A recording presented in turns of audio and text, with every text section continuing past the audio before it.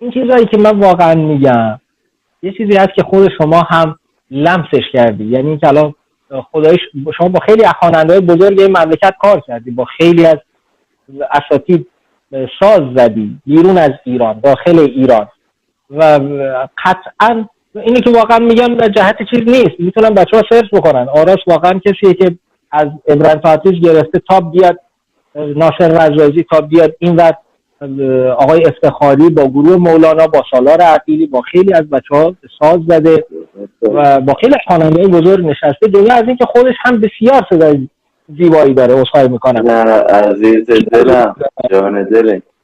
امروز هم بحث بود دو آرش خودش اصلا یه خواننده است به تمام معنا. چرا؟ چون الان شما مجموعه‌ای که راجع به آواز کردی گردآوری کردید یه مجموعه بسیار ارزشمندیه. یه کسی که دنبال آواز هست این کارا رو انجام میده، کسی که آشنایی داره، کسی که قدر میدونه این کارو انجام میده. خیلی با عشق تو خوانندگی و من خیلی خوب موسیقی رو میدونه و خیلی از این آدما کمن. اول لایوم گفتم بهمن عبدالشیخی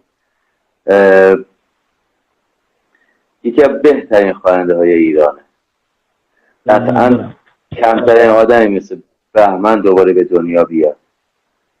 من کاری ندارم به این که تو برنامه گلها بودی نبودی، ولی چیزی که داری واقعیت اینه دیگه شاید 100 سال دیگه به دنیا بیاد.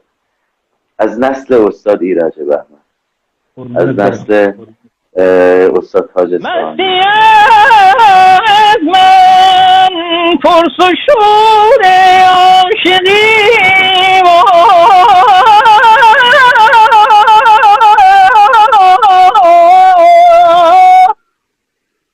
آن کجا دانه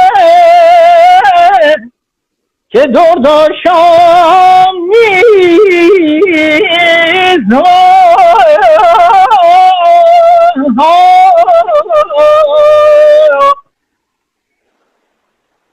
تا نسوزد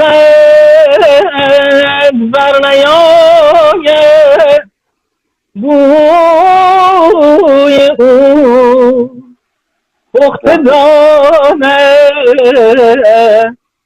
این سخن با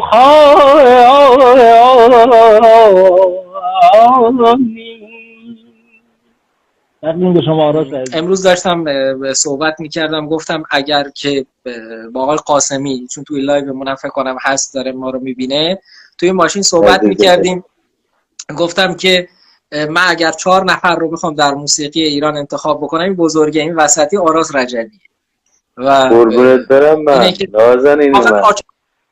یعنی ما بدون اغراق یا آچار فرانسه است، چون ما مثلا نوازنده هایی رو داریم تکسازن، یه وقتی جایی میریم مثلا آقا نی نمیخواد عود میزنه، عود نمیخواد ستار میزنه، ستار نمیخواد دیوان میزنه، دف میزنه، قانون میزنه، همه اینها رو ماشاءالله به نحو احسن. نوازنده باید اینجوری باشه. برامون نمیخونی آراز جان؟ یعنی الان باید جلوی تو آواز بخونم به من؟ همچین چیزی خاصی از من که آواز بلد نیستم که برادر. نه این حرفا چی؟ نه ماشاءالله هم صدای زیبا، ساز که دیگه من اصلا ساز که بی‌نظیر. دلم می‌خواست امشب واقعا ولی با هم دیگه داشته باشیم، حیف که این حالا اینترنت زیاد جواب نمیده، قطع و وصل میشه.